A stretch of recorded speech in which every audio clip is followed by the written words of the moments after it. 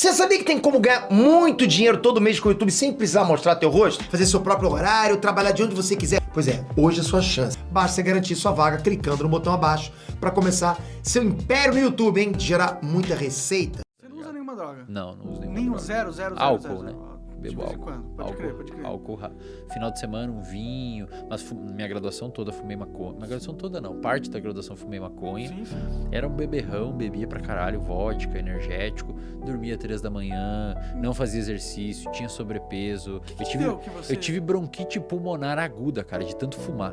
Caralho. Eu tossia sangue, eu fumava derby vermelho. Caralho! Derbão vermelho, um monte. Depois fui pro Marlboro. Na época que cigarro era barato, né? A minha graduação, cara, até o 5º período da graduação, eu não lembro de nada, velho. Eu nem tinha carteirinha da faculdade, eu nem tinha carteirinha da biblioteca. Era truco no bar, maconha, antes de ir pra aula, um fininho pra dar uma segurada. Bem fininho, fechava uns bem fininho, porque daí você podia fumar inteiro e não dava uma brisa tão forte. Assim. É. E era assim minha vida, cara. Aí no 5º período, eu desci do busão e tava indo pra casa a pé de noite, eu estudava de noite. E, cara, era 2 quadras e uma leve inclinação. Cara, eu cheguei em casa, velho, suado. Cansado. E não sei, cara, ali me deu um negócio assim, acho que eu já tava meio exausto do que tava acontecendo, tava me sentindo meio zoado. Eu não conseguia, Monark, pra você ter uma ideia, bicho, eu não conseguia fazer pergunta em sala de aula até esse período, porque eu tinha muita fobia social, eu não conseguia perguntar na sala de aula. Na verdade não é fobia social, porque eu ia pro bar interagir e tal. Especificamente dentro do contexto de sala de aula, eu não conseguia me desenvolver e tirar minhas dúvidas. Tinha uma paranoia, uma segurança. Eu me achava muito burro, cara, muito burro. Pra caralho, assim, tinha uma crença de burrice. Por que você se achava burro? Não sei, cara, acho que minha adolescência toda foi meio zoada, assim, nos quesitos de amizade. No ensino fundamental sofri um pouco de bullying, estudei em escola pública, então é uma parada... Pode crer. Não, eu entendo isso, eu sofri bullying, eu sei como que... Então, assim, não sei, eu sempre fui muito inseguro, assim, não me achava uma pessoa muito foda, assim, muito boa. E aí, o que me salvou foi a bebedeira. Então, cara, na bebedeira eu era descolado. Eu era o cara que virava a latinha de cerveja mais rápido. Eu fumava. Eu chegava tudo no bar, todo mundo me conhecia. Cara, pensa assim, a cabeça de um jovem adulto, com seus 20 anos, entrou na faculdade, mudou de cidade, interior do Rio Grande do Sul, que já tem uma propensão maior a usar álcool. Cara, faculdade de interior, velho, é álcool, cara. Álcool. É, exato. Aí na sala de aula eu tinha muito medo e não conseguia me desenvolver. Eu era estranho pra caralho. No bar eu era um cara legal e tal. As pessoas reforçavam. Lembra que eu falei que todo comportamento gera uma consequência? No bar reforçava meu comportamento. E aí você bebia mais. Porra, aí eu falei, aqui é meu lugar. Pode crer. Manda nessa bosta. Pode crer. Só que chegou um momento, cara, que eu tava acompanhando pessoas na internet. Eu fui criando uma rede modulatória de comportamento online. Eu segui o Paulo Musi, eu segui uma galera do esporte, alguns corredores. Eu já ia acompanhando, não fazia exercício, mas eu acompanhava os caras. Eu já tinha umas camadinhas no meu cérebro de informação, neuroplasticidade sendo formadas. Aí tinha épocas que eu ia e bebia demais, eu já ficava meio culpado. Puta, o que o Paulo Musi ia falar de mim agora? É uma transição, cara, pra essas mudanças. A galera fala, como que virou sua chave? Teve um estopim, mas foi uma construção. A bomba foi sendo construída até que ela explodiu, mas foi uma construção. E essa construção foi via moduladores externos. Eu comecei a seguir a galera do fisiculturismo, segui o Leandro Twin, eu segui o pessoal da Maromba, eu comecei a seguir alguns corredores. Falei, cara, legal isso, cara. Os caras falando de Batata Doce, o Léo Stronda, vi as piadas dele. E os caras, achei massa, velho. Os caras começaram a criar um nicho ali de musculação, começava a chamar massa e saúde, falavam de não sei o que, performance e tal. E aquilo começou a ser uma sementinha que foi plantando no meu cérebro. Eu já ia pro bar e bebia e ficava meio culpado. Eu já comecei a fumar cigarro e me sentindo meio mal. Queria começar a diminuir. Então o meu comportamento foi guiando aos pouquinhos pro outro lado.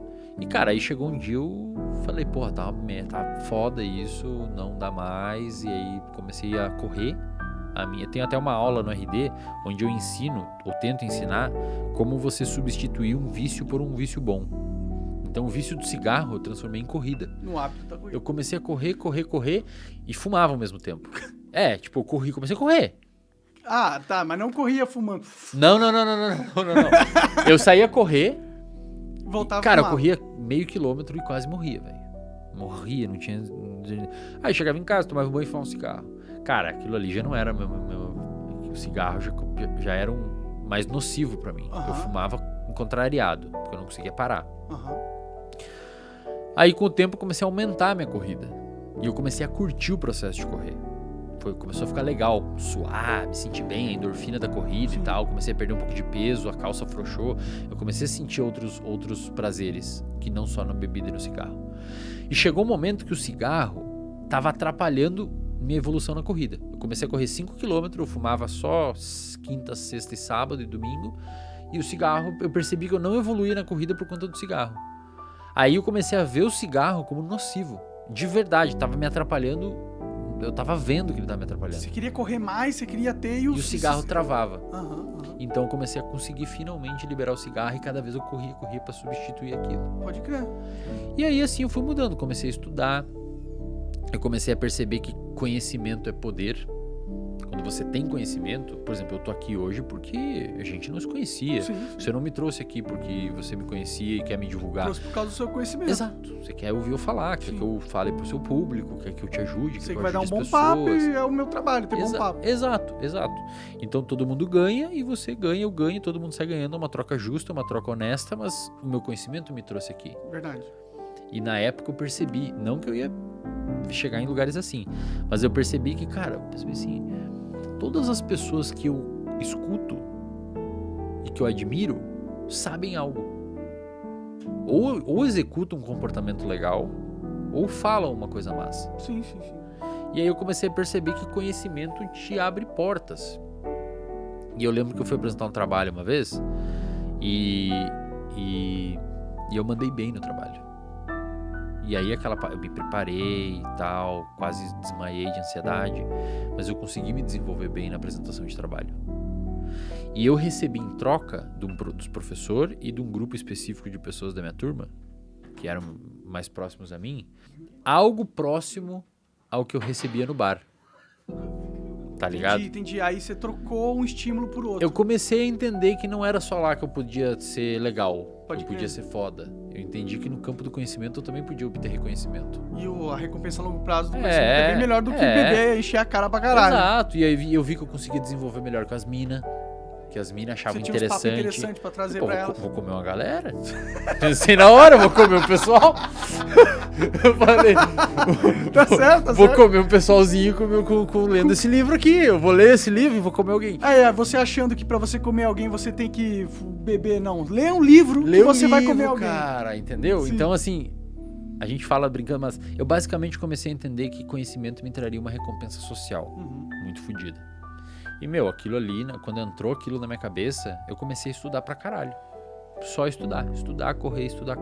Bebia, final de semana saía, curtia. Também, ninguém te ferra. Mas, cara, passou aquela ideia de eu preciso estar aqui pra ter uma Ser função. feliz. Agora eu consigo aqui também. Pode crer. E aí, quando isso acontece, você meio que consegue diluir um pouco e você não fica naquela fricção, naquele comportamento de fricção.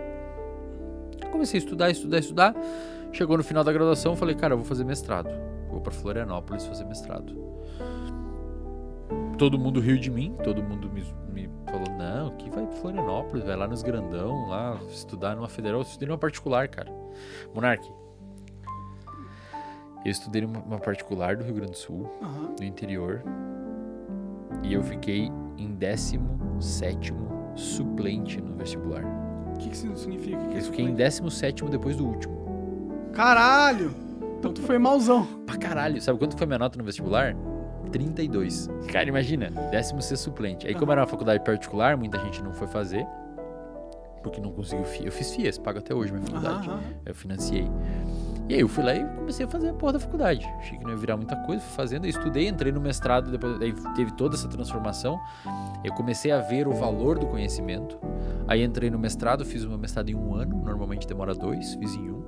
Entrei no doutorado, fiz o doutorado até 2020 com bolsa, ou seja, eu ganhava 2.200 Que legal. com bolsa do governo para fazer o doutorado. E aí veio a pandemia, aí eu comecei a clinicar na clínica. Até então era dedicação exclusiva pro doutorado. E aí, cara, aí começou a virar a minha vida, né? Aí a primeira pessoa que me chamou pra um podcast foi o Petri. Pode crer? O Petri lá onde era o Flow, na Deriva, casa lá, sim. na Deriva. E, cara, quando eu fui no Petri, a minha vida mudou pra sempre, cara.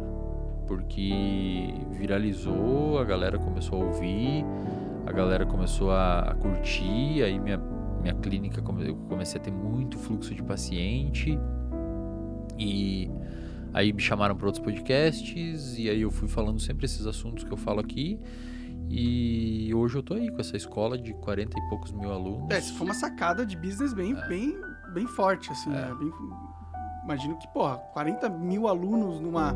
É muita coisa, mano. É muita coisa. Fatura 1 milhão por mês. É muita coisa, velho. Pelo amor Fatura 1 de milhão Deus. por mês hoje a Caralho. empresa. Aí, E como conhecimento é bom, né? 2 anos atrás eu ganhava 2.200 uma bolsa de doutorado, cara. Cara, e foi rápido, né? Foi tipo... Velho. Eu abri em janeiro, cara. Tem 42 mil. Caralho, A gente cara. tá chegando, a gente vai chegar em 100 mil nessa porra. 150 mil.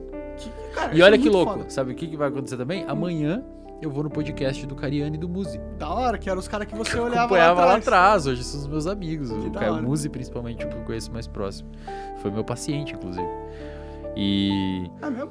Foi meu paciente. Olha que Petri também foi. Petri virou meu pode paciente crer, depois. pode crer. Que Aham, da hora, que da hora. aham. Eu gosto de falar isso, cara. Não é... A galera sempre... E assim, tudo isso aconteceu, Monark. E eu tenho as minhas ressalvas sobre quão foda eu sou. Ainda assim, eu tenho as mesmas ideias que eu Ah, no tinha lá fundo, na todo graduação. mundo Todo mundo tem medo, cara, Sim, todo mundo é de não ser limita, legal e sim, tal. sim, sim. Mas eu gosto de falar isso não por uma questão de Se achar. Não, eu quero que a molecada que esteja assistindo, essa é a minha função indo em podcast, tá? Eu quero que a molecada que esteja assistindo veja o conhecimento como uma coisa que dá poder. Não necessariamente por mal, pode dar pro mal Claro, também. claro. Mas eu preciso que o povo entenda que, estudar... Porque quando a gente é adolescente, jovem adulto ou adolescente, a gente normalmente associa... tem que estudar, sabe?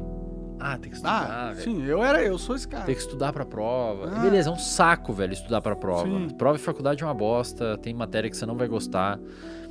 Mas não deixa a faculdade atrapalhar seus estudos. Não deixa a parte acadêmica, porque eu não consigo fazer direito acadêmica, significa que eu não sou um cara que obtém conhecimento. Você obtém conhecimento. Sim. E tenta entender que essa obtenção de conhecimento, ela é extremamente importante para tudo que você for fazer na sua vida dali para frente. Você, por exemplo, se você voltar um pouquinho na sua memória e olhar as pautas que você teve aqui no podcast, muito provavelmente boas perguntas que você fez ou bons talks que você fez foi porque você leu alguma coisa antes e trouxe para conversa. Claro, claro. Tipo hoje do Sam Harris, etc. Sim. Então, eu preciso que as pessoas... E eu vejo como essa uma grande missão minha, assim, um propósito meu de vir aos lugares e falar de comportamento, pra galera, primeiro, entender que se você tiver uma vida um pouquinho mais regrada, não precisa ser um paranoico, mas um pouquinho mais regrado em questão de alimentação, sono, fazer um exercício aqui e ali, ler meia dúzia de livro, muito provavelmente você vai ter uma vida muito boa. E segundo, cara, se você obter conhecimento, isso pode abrir portas que sem conhecimento você nunca teria acesso.